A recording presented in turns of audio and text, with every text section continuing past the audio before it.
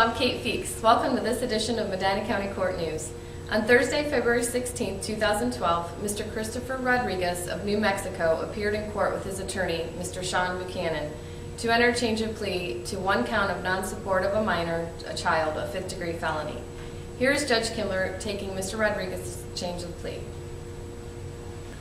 Calling case number 11CR0069, State of Ohio versus Christopher Rodriguez. Let the record reflect that Mr. Rodriguez is in court, represented by Attorney Sean Buchanan. The State of Ohio is in court, represented by Attorney Matthew Rizzavi. We're here today for a change of plea. Attorney Rizzavi. Attorney Rizzavi, what is the understanding of the State of Ohio? Your Honor, we're expecting a plea of no contest to the charge. It's one count of non-supported defendants, a felony of the fifth degree. He's been in Medina County Jail for 56 days, is my understanding. Okay. Your Honor, our position is we're looking for a PSI and sentence, right, because ultimately we think there's probably a decent chance he's going to be put on a community control sentence. Right. I know that counsel, because he's from New Mexico, is maybe interested in him trying to resolve it and get community control sanctions today. I advise that I don't think the court's inclined to do that minus a PSI, but I know Mr. Buchanan wants to address that. Well, what I usually do, Mr. Buchanan, in these cases is give a person 5-year supervision, release them on an OR bond, and they pay monthly support. That's the only condition I put on. Yes. If you want me to, if you want me to give him 180 days local time, credit for 53 days served, I can do that.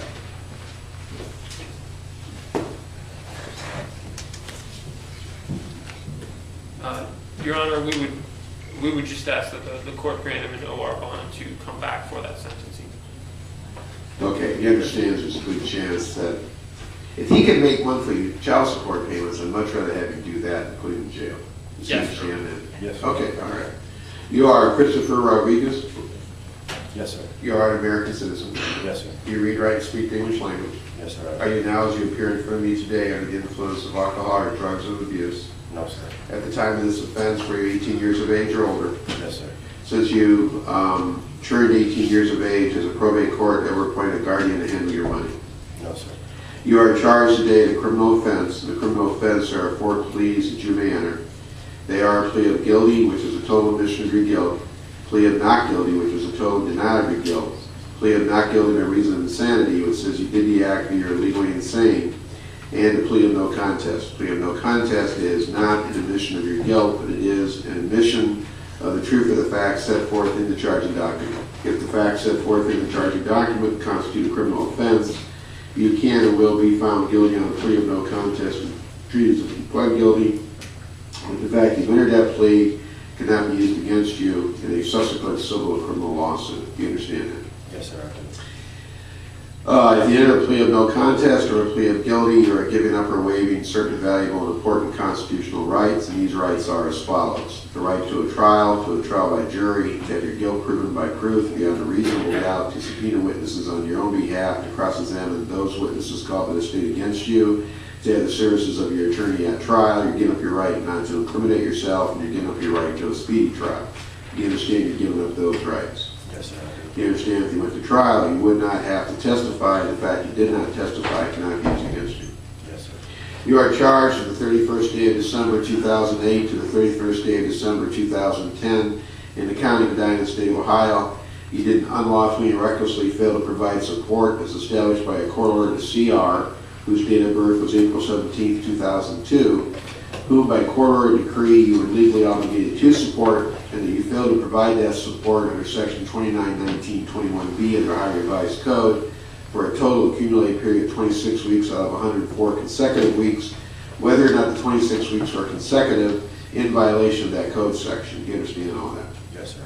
It is a felony of the 5th degree. It does carry the possibility of a 6-month to 12-month prison sentence and a fine up to not exceed $2,500. Do you understand that? Yes, sir.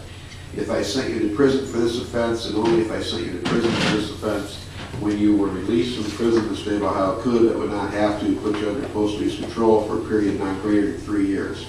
During that time, if you committed another offense or violated certain rules and regulations of the Adult Parole Authority, they could put you back in the prison for up to 1/2 the time I gave you, independent of, in addition to any other penalties. You understand all that? Yes, sir. Have you told Mr. Buchanan everything there is to know about this case? Yes, sir. Are you satisfied with his services? Yes, sir. Do you have any questions for myself? No, sir. Did anybody make any threats or promises to get you to change your plea? No, sir. You've had an adequate opportunity to talk to Mr. Buchanan. Yes, sir. You need to talk to him again before I take your change of plea. No, sir. Okay. Then I have a series of questions for you. Do you understand the nature of the charge? Yes, sir, I do. Do you understand the nature of the potential penalty? Yes, sir. How do you plead? No contest. Waive presentation? Guilty, I'm sorry. Okay. And do you now withdraw your not guilty plea? Yes, sir. All right. Anything further from the state of Ohio on the change of plea? No, Your Honor. Anything further from Mr. Buchanan on the change of plea? Your Honor, we just asked that Right, we I'm going to give modify you it. come back to sentencing, and I'll tell you the date in a minute. Okay, court finds the record, Mr. Rodriguez made a knowing, voluntary, intelligent change of plea. The court took the change of plea after it was satisfied by inquiry that he did understand his criminal rule 11 and constitutional rights. He did make the plea in open court and upon the record. Therefore, the court does find him guilty of one count of non-supported dependence in violation of 1921B, felony of the 5th degree. We'll order a PSI. We'll impose sentence on the 22nd day of March, 2012. We'll give him an OR bond.